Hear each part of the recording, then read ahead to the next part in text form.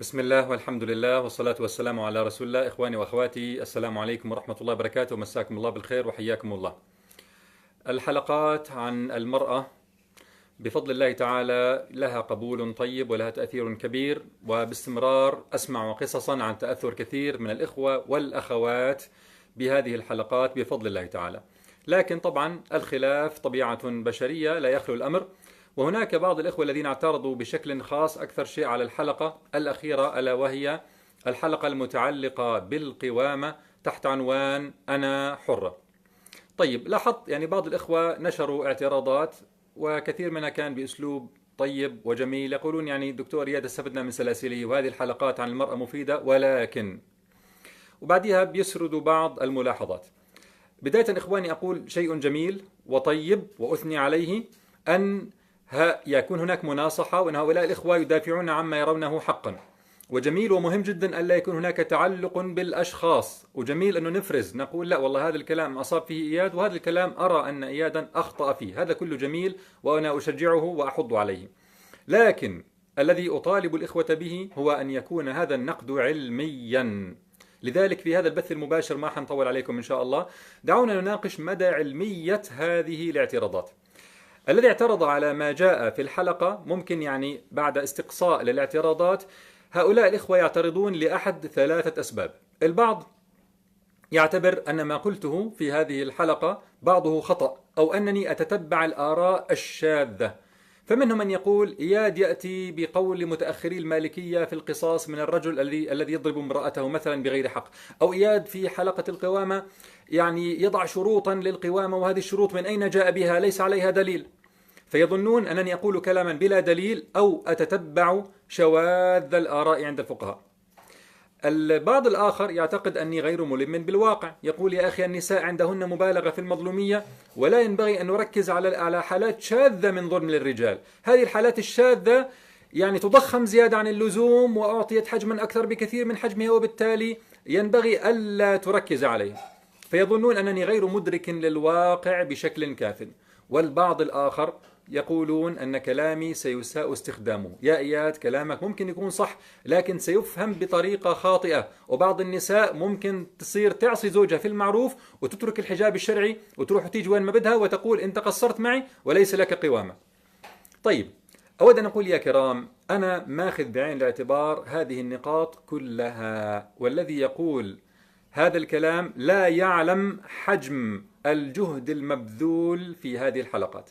أنا حابب يا إخواني وأخواتي أطمنكم شوية وتعرفوا طريقة عمل الحلقات، ويعني كنت ناوي من زمان إني أتكلم عن ذلك، ولعلي أخرج في حلقة خاصة أذكر لكم كيف تعد هذه الحلقات حتى تطمئنوا لمدى علميتها وإتقانها. ترى إخواني، أنا لا أقول كلمة من هذه الكلمات في السلاسل إلا بعد مشاورة التزاما بأمر الله تعالى، وأمرهم شورى بينهم، ولا أتكلم في الأمور العلمية والفقهية والعقدية إلا بعد مشاورة، لقوله تعالى فاسألوا أهل الذكر إن كنتم لا تعلمون. بالنسبة لتخطئة ما أقول الناس اللي بيعتقدوا أني أنا بأتي بآراء من عندي أو آراء شاذة، هذه الحلقة الأخيرة بعنوان أنا حرة استشرت فيها في المجال الفقهي العلمي الفقهي تحديدا، فقط هذا الجانب استشرت فيها 4 من أهل العلم، 4 من أهل العلم، وقرأت في أبحاث مثل بحث أثر عدم الإنفاق في الفرقة الزوجية في الفقه الإسلامي المقارن، وبحث آخر بعنوان مسقطات القوامة دراسة فقهية مقارنة. وقرأت الكثير قبل أن أتكلم بما تكلمت به بعد مشاورة وسؤال أهل العلم. بالنسبة لنقطة الإلمام بالواقع، يمكن إياد يعني شايف حالتين من نساء مظلومات مثلا، أو رجل أساء استخدام القوامة أو فصار يعمم. لا يا جماعة، لا. يعني الواحد صار عمره 44 سنة وشاف حالات كثير، ولم أتكلم إلا أيضا بعد استشارة أخ فاضل هو مستشار أسري مرت عليه آلاف الحالات، وطبيب أسرة مرت عليه مئات الحالات. هؤلاء الأخوان نشيطان ومرت عليهم حالات كثيرة. المستشار الأسري فصل لي وقال لي النساء مثلا بعد 44 45 يغلب أو يكون هناك حالات كثيرة بالفعل من سوء استخدام القوامة ومن عدم فهم حدود الحقوق والواجبات.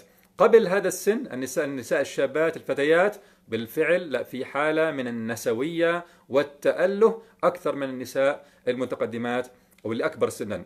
مثلا النساء في جيل الستينات والسبعينات كان في هذا الجيل كان في سوء استخدام للقوامة، بعد ذلك طغت الموجة النسوية، وبالتالي المسألة مبنية يا جماعة على دراسة واقع واستقصاء وحالات كثيرة جدا قبل أن نتكلم.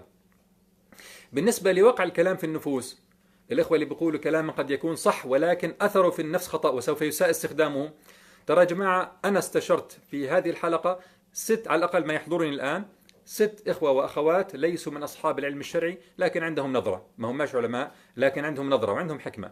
أنا أخواني أكتب الأفكار والصياغات التي أخاف أن يساء فهمها وأستشير فيها، بقول مش بس بدي الفكرة تكون سليمة، طريقة صياغة الفكرة أريد أن تكون سليمة وألا أفهم خطأ، وبقيس الكلام يا جماعة كلمة كلمة كلمة كلمة. يا مسهل أن تبث الأفكار وخلاص، يا مسهل يكون في عندك مجموعة من الأفكار وتنشرها والسلام عليكم. لا يا جماعة، أنا أقيس كلامي كلمة كلمة حتى لا يساء استخدامه وتوظيفه.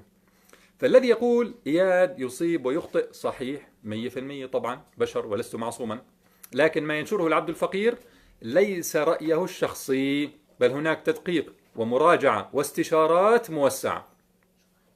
بعد هذا كله لابد ولا شك وحتما وبلا ريب ويقينا سيحصل سوء فهم وسيحصل سوء توظيف للكلام. أنا يا جماعة أخاطب شريحة كبيرة من الناس، يعني على اليوتيوب قرب الحلقة قرب يشوفها 200 ألف واحد، وعلى الفيسبوك برضو مئات الآلاف. الآن لما تخاطب مئات الآلاف يقينا سيكون منهم من يسيء الفهم، سيسيء فهم القرآن وسيسيء فهم السنة، ومنهم من سيتعمد سوء توظيف الكلام واتباع الهوى، وهذا يفعلونه مع القرآن ومع السنة، فكلامي ليس معصوما عن ذلك. أنا علي أن أدقق وأحتاط قدر الإمكان وأستشير وأستخير، لكن حتما سيقع بعد ذلك سوء فهم وسوء توظيف. اللي يا جماعة يا أخواني ويا أخواتي الذي يستطيع أن يأتي بطرح محكم مؤصل شرعا عليه أدلة ومبني على أقوال العلماء ويضمن أنه بعد ذلك لن يحصل سوء استخدام ولا سوء تفسير ولا اتباع هوى، والله أنا مستعد أسلم الصفحة وأقول له تفضل كمل المشوار عني، كمل الرحلة عني، كمل هذه السلسلة كلها عني. لكن يا جماعة في النهاية لابد أن يحصل سوء تفسير. أنا أحاول قدر الإمكان وأتألم لما أشوف سوء استخدام وتوظيف لكلامي، لكن هذا الشيء لا يمكن أن يجنبه العمل البشري. طيب، البعض يقول يا إياد أعرف حالة طلاق صارت من وراء كلامك، من وراء الحلقة الفلانية. طب أنا أقول لك أعرف حالات وسمعت عن عشرات بل ومئات الحالات من أسر استقرت وعلاقات زوجية تحسنت بعد هذه الحلقات. لذلك عمالنا بنعمل استبيان. في الحلقة الأخيرة والتي سبقتها عملنا استبيانين، وبإذن الله تعالى سننشر لكم نتائج هذه الاستبيانات. أنا إذا كان كلامي بالفعل يؤثر سلبا على عامة الناس، لا والله في شيء خطأ، لازم أعيد النظر مرة أخرى ومرة ثانية وثالثة ورابعة وأقول وين الخلل الذي جعل أثر كلامي مدمرا. لكن بفضل الله ليس هذا ما يحصل، وسترون نتائج الاستبيانات كما هي بإذن الله تعالى. حاب أقول للإخوة الذين يظنون أني أتتبع شواذ الآراء، أنتم يا جماعة عدم المؤاخذة سامحوني على هذه الكلمة مش عارفين دينكم، ولذلك تستهجنون وتستغربون وتنكرون ما هو من دينكم. مثلا بالنسبة للحلقة الأخيرة، سقوط حق الرجل في القوامة مسألة لا خلاف عليها إذا لم ينفق على زوجته، فسقوط حقه في القوامة، ولاحظوا يا جماعة أنا كلامي دقيق ومحسوب زي ما حكيت لكم بالسنتيمتر والله وبالمليمتر، ما قلت سقوط قوامتي، قلت سقوط حقه في القوامة، يعني تصبح قوامته مشروطة بقبول المرأة ورضاها. سقوط حقه إذا لم ينفق على زوجته النفقة الشرعية، مش نفقة الكماليات وبدي يجيب لها سيارة آخر موديل، لا، برضو هذا الكلام وضحناه في الحلقة. النفقة الشرعية بالحد الأدنى هذه المسألة لا خلاف عليها، مش من كيس إياد ولا من بنات أفكار إياد. ارتباط القوامة بالإنفاق هو نص الآية بما فضل الله بعضهم على بعض وبما أنفقوا من أموالهم، الآية واضحة، ومش إني أنا جاي أجدد فهم القرآن وقراءة القرآن على طريقة شحرور ولا أشكاله، لا، هذا اتفق الفقهاء على فهمها كذلك. الخلاف ليس هنا، الخلاف يا جماعة في من عاجز عن الإنفاق، اجتاحته جائحة، طرأ عليه طارئ، هناك الخلاف، ولم أفصل في هذه الناحية لأسباب. لكن في من تعمد ألا ينفق وقصر دون مبرر فإن هذا سقوط حقه في القوامة أمر لا خلاف فيه. ممن تكلم في ذلك ابن القيم في زاد المعاد إذ قال: والذي تقتضيه أصول الشريعة وقواعدها في هذه المسألة أن الرجل إذا غر المرأة بأنه ذو مال فتزوجته على ذلك فظهر معدما لا شيء له، أو كان ذا مال وترك الإنفاق على امرأته ولم تقدر على أخذ كفايتها من ماله بنفسها ولا بالحاكم، أن لها الفسخ.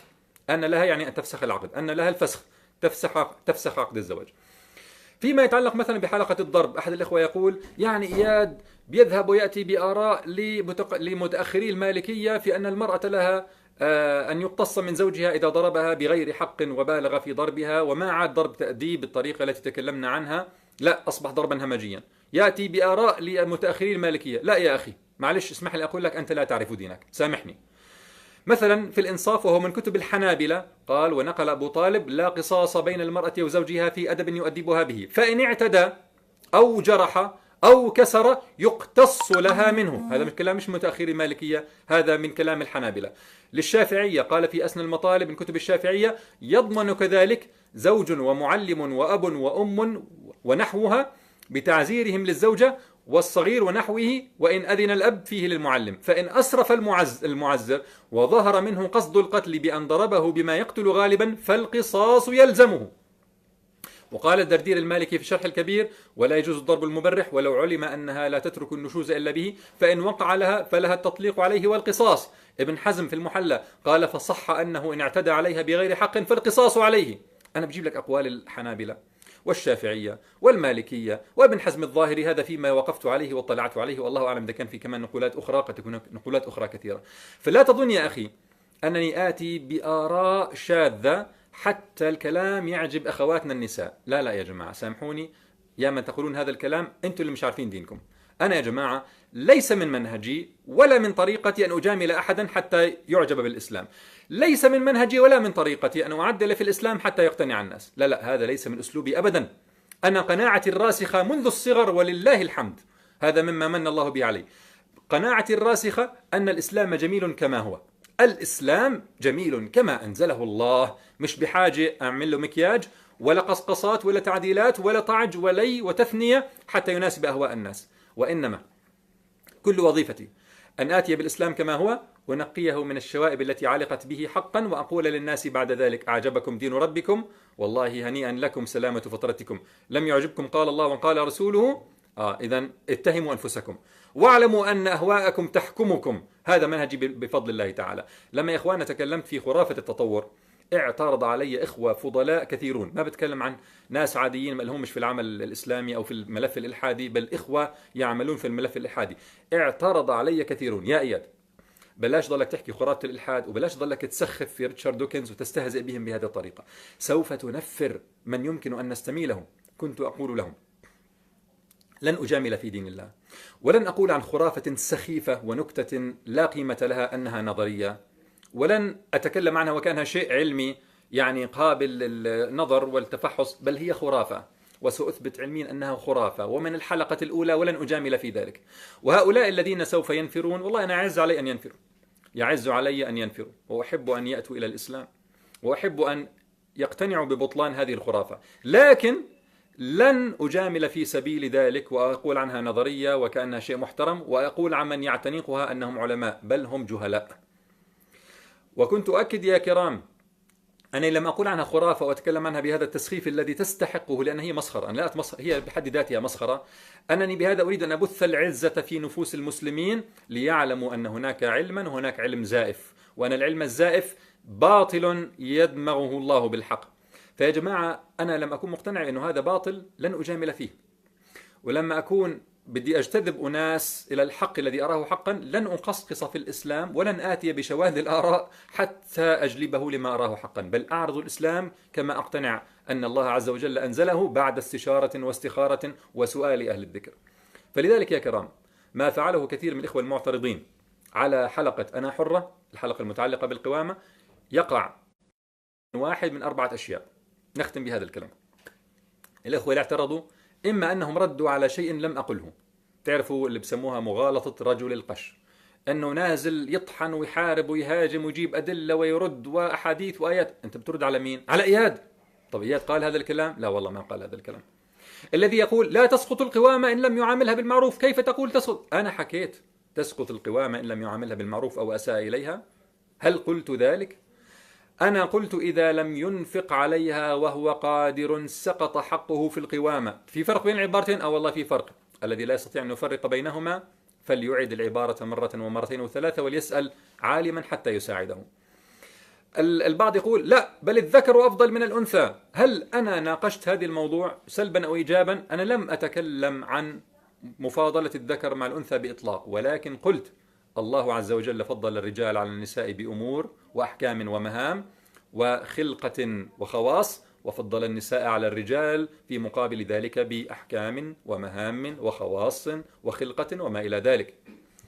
الآن مسألة التفضيل المطلق هذه مسألة تكلم فيها ابن حزم وغيره، أنه هل يا ترى يفضل الرجل على الأنثى؟ هذا ليس موضوعي، لم يكن موضوعي في الحلقة. الذي فهم أن هذا هو موضوعي هذا مشكلة في فهمه، قد يكون لعجلة أنا أعذره، لكن ما يجي يرد ويعمل حرب ويناقش شيئا لم أقله أصلا.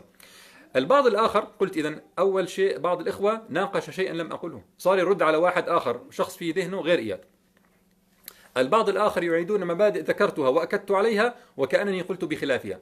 لما يجي واحد يقول لي يعني نشرت فقرة واحدة من الكلمة أن القوامة ليست لمجرد ذكورتك البيولوجية ولا لأنك حامل كروموسوم واي والأنثى كروموسوم إكس، فتبقى مستحقا للقوامة يا زوج إذا كنت قائما بعبائها، إذا لم تقم بعبائها ولم تنفق فأنت لست مستحقا لها. صار الكثير يرد ويفصل ويؤصل أنه لا، هذا الكلام مش صحيح. معنى كلامك أن الرجل إذا لم ينفق تنتقل القوامة إلى المرأة، معنى كلامك أن الرجل إذا كان ضعيفا بدنيا تنتقل القوامة إلى المرأة. الله أكبر يا جماعة. طب احنا فصلنا وأصلنا وشرحنا ويعني قلنا كل ما يمكن أن يقال في أن القوامة لا تنتقل للمرأة، وأن المرأة إذا كانت تنفق على زوجها أن هذا لا يعني أن القوامة لها، وشرحنا لماذا. حلقة من 35 دقيقة نشرت فقرة قيلت في دقيقتين، حاكمتم الحلقة على أساس. طب ارجعوا الحلقة كلها، ارجعوا للحلقة حتى تعرفوا ماذا قال إياد في تلك الحلقة. الذي بعضهم قال كيف يعني القوامة مش بكروموسوم واي، بل القوامة بكروموسوم واي. أقول لا يا أخي، وأنت تجهل دينك.